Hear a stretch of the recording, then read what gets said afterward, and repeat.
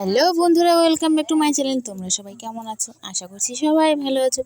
আর তোমাদের আশীর্বাদে কিন্তু আমিও ভালো আছি। ঠিক আছে বন্ধুরা, তারপর আমার ছোট্ট একটি ভিডিও শুরু করে দিলাম, তোমরা দেখতে থাকো।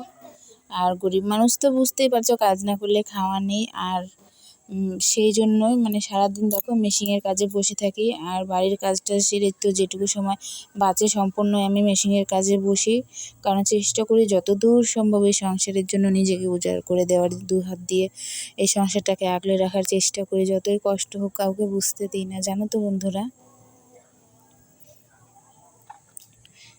আর যখন কাজ করি না তখন না একটা জিনিস খুব মনে পড়ে, কি বলো তো, সেই ছোট্টবেলার সেই হারিয়ে যাওয়া দিনগুলো এত মনে পড়ে, কি বলবো তোমাদের। আর মনে হয় যখন আবার যদি সেই ছোট্টটি হয়ে যেতাম, কতই না আনন্দ হতো, কতই না মজা হতো। সেই ছোট্টবেলায় দেখো কোনো চিন্তা থাকে না, কোনো ভাবনা থাকে না, কোনো কিছু চিন্তা করতে হয় না। কি খাবো, কি পরবো, কি করব, কোনো চিন্তা থাকে না, সব চিন্তা থাকে মা বাবার, তাই না? আর আজকে আমরা সেই জায়গায় দাঁড়িয়ে, যখন আমরা ছোট ছিলাম সেই জায়গায় আমার মা বাবা ছিল, আর আজকে আবার আমার সন্তানরা ছোট আর আমি সেই মা বাবার জায়গায় দাঁড়িয়ে। তো মা বাবা যখনই হবে, তার সন্তানের বাবা হবে, একটা পরিবারের দায়িত্ব কাঁধে, তখন কত টেনশন, চিন্তা ভাবনা থাকে। কাজ টাজ না থাকলে যে কি করবে, কি খাবো, কি পরবো, এত টেনশন থাকে, খুব চিন্তা হয়। আর রাতের পর্যন্ত ঘুমও হয় না, জানো তো বন্ধুরা। রাত্রে ঘুমোতেও পারি না, এত টেনশন হয়। তো প্লিজ তোমরা সবাই আমাকে সাপোর্ট করো, আমি চেষ্টা করছি। হ্যাঁ, আমার কাছে সেরকম কোনো কিছু নেই বা ভালো মোবাইল নেই যেটা দিয়ে ক্যামেরা করে তোমাদের ভালো ভালো ভিডিও দেব। আর সেরকম আমার কাছে স্ট্যান্ডও নেই যে স্ট্যান্ড দিয়ে তোমাদের আমি স্ট্যান্ডটা দিয়ে ভালো করে ভিডিও দেখানোর চেষ্টা করব। তো আমি হাত দিয়ে ধরে রাখি বেশিরভাগ ভিডিওতে, আর ইসে করি, তো সাইডে নামিয়ে রেখে তারপরে কিন্তু ভিডিও করি। তো আমার ভিডিও ধরে দেওয়ারও কেউ নেই। আর হঠাৎ আমার মেয়েকে, ছোটো মেয়েটাকে, ও যখন প্রাইভেট টিউশন থেকে বাড়িতে থাকে করে এসে, তখন কিন্তু ওকে আমি যদি তখন থাকে বাড়িতে, তখন বলি যে বাবা একটু ধরে দাও, তো আমার মেয়েটা একটু ধরে দেয় সময়ই। কিন্তু সব সময় তো থাকে না, বাড়িতে স্কুলে যায়, প্রাইভেটে যায়। তো যে কারণে না আমার ভিডিও ছাড়তে খুবই অসুবিধা হয়। তো আমিও চেষ্টা করি এভাবেই যেন তোমাদের তাও দিয়ে যেতে পারি, খারাপ হোক তবুও তোমরা যেটুকুই ভালোবাসা দাও, এভাবেই ভালোবাসা দিও, এইভাবেই পাশে থেকো, আরও বেশি বেশি লাইক করো, সাবস্ক্রাইব করো চ্যানেলটিকে আমার, যেন এভাবে তোমাদের ভালোবাসার আশীর্বাদে এগিয়ে যেতে পারি। আর হ্যাঁ, একটা কথা কি বলছিলাম, যে মা বাবা হওয়াটাও অনেক দায়িত্ব পালনের একটা কী বলো তো, যখনই মা বাবা হবে অনেক দায়িত্ব, টেনশন মাথায় চেপে যায়। ঠিক আছে বন্ধুরা, তো আগে তো ছোটোবেলায় বুঝতাম না, কিন্তু এখন বুঝতে পারি। আর যখন কাজ করি তখন মায়ের কথা খুব মনে পড়ে।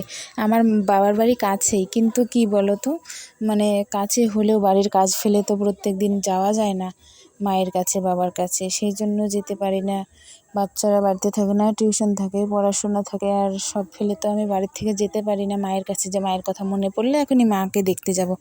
ঠিক আছে, সেটা আর হয়ে ওঠে না। তো যখন তখন না দেখবে কাজের সময় বেশিরভাগ মায়ের কথা মনে পড়ে, যে হ্যাঁ, ছোটোবেলায় মা কত আদর করে খাওয়াতো।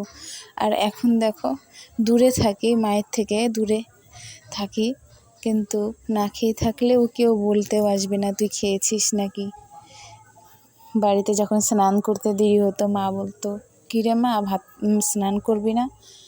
তো এখন দেখো, সেরকম আমার কাছে এখন বলার মতো কেউ নেই। তাই বলি, পৃথিবীতে এসেছি, মা যখন, মার কাছে যাই না বন্ধুরা, জানো এখনও আমার মা, আমার বিয়ের আজ 14-15 বছর হতে চললো, এখনও আমার মা আমাকে সেই রকমই ভালোবাসে, জানো তো। এখনও গেলে পরে সেই রকমই মা আমাকে খাইয়ে দেয়, মা আমাকে স্নান করার কথা বলে, মা আমাকে এত ভালোবাসে, কি বলবো। বাবাও সেই রকম, আগে যেরকম ছিল সেই রকমই আছে। তো ভাবি, হ্যাঁ, আর এরকম মা বাবা পেয়েছি আমি, জীবনে অনেক ধন্য হয়ে গেছি, জানো তো বন্ধুরা। জীবনটা অনেক ধন্য হয়েছি, কারণ জানো আমার বাবা কত কষ্ট করে মানুষ করেছে আমাদের, সেটা শুধু ভাবি। আর সেটা ভেবে ভাবার চেষ্টা করি যে আমার মা বাবা পেরেছে। আমাদের 4টা ভাই বোন আমরা, জানো বন্ধুরা, 4 ভাই বোন, 3 বোনের পরে একটা ভাই ছিল আমাদের। তো আমরা 4 ভাই বোন। এখন আমার ভাইটা ছোট, আর আমার 2টো বোনেরও বিয়ে হয়ে গেছে। মা বাবা আর ভাই এখন 3 জন বাড়িতে থাকছে। আর কত কষ্ট করে আমার বাবা আমাদের মানুষ করেছে, লেখাপড়া করিয়েছে জানো বন্ধুরা, নিজের পায়ে। আমাদের বোনগুলোকে পড়িয়েছে, আমার ভাইকে পড়িয়েছে। তো হ্যাঁ, আমি একটু বেশি পড়াশোনা হয়নি, শুধু আমার মাধ্যমিক পর্যন্তই পড়া হয়েছে, কারণ তারপরে আমার বিয়ে হয়ে গেছিলো। আর এখনও মনে পড়ে সেই ছোট্ট দিনের কথা। আর এখন অনেক কিছুই চিন্তা ভাবনা করি যে আমার মা বাবা এত কষ্ট করে আমাদের মানুষ করতে পেরেছে, তাহলে আমরা কেন কষ্ট করতে পারবো না? হ্যাঁ, কষ্ট দেখেই যাবে যত দূর পারা যায়। আমার বাবা আমাদের কীভাবে মানুষ করেছে জানো বন্ধুরা? সেই যে পিঠে ভারী ভারী বোঝা বয়ে তারপরে ভ্যান চালিয়ে 2টো খাবার আমাদের মুখে তুলে দিয়েছে, আমাদের পড়াশোনার খরচা চালিয়েছে।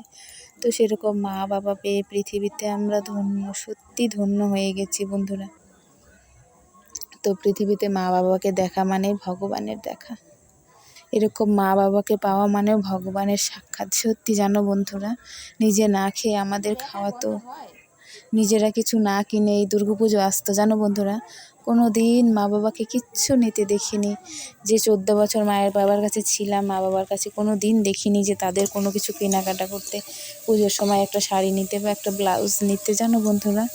আর সেই মা বাবাকে মনে হয় এখন, আমার বিয়ে হয়ে গেছে তো এখনও, আজ এত দিন আমার মা বাবা এত কষ্ট করেছে আর এখনও করে, তো ভাবি যে মা বাবাকে এটা দেবো ওটা দেবো, কিন্তু পারি না বন্ধুরা। জানো যে মা বাবা সেই ছোট্টবেলায় আমাদের মানুষ করতে দিন পার করেছে, কোনো দিন কিছু নেয়নি, আর আজও আমি দেবো সেরকম আমার কোনো ক্ষমতা নেই যে ভালোবেসে ভাইকে কিছু একটা দেবো।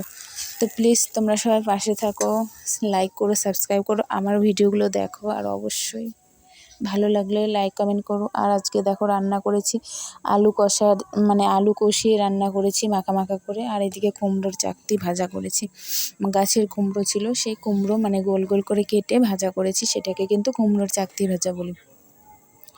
তো জানো তো বন্ধুরা, আমারও খুব ইচ্ছে করে যে এরকম মা বাবা আমাদের দিয়েছে ছোটোবেলায়, এখন তো আমরা বড় হয়েছি, এখন যদি আমরা মা বাবাকে দিতে পারতাম কত ভালো হতো, কিন্তু সেরকম আর হয়ে ওঠে না জানো বন্ধুরা। আর এই দেখো রান্না করতে করতে অনেকটাই রাত্রি হয়ে গেছে।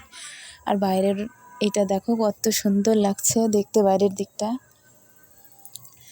আর এদিকে দেখো তোমাদের সাথে কথা বলতে বলতে আমার রান্নাটাও হয়ে গেছে প্রায়। এই দেখো আমার আলুর কষার ঝোলটা দিয়ে দিয়েছি।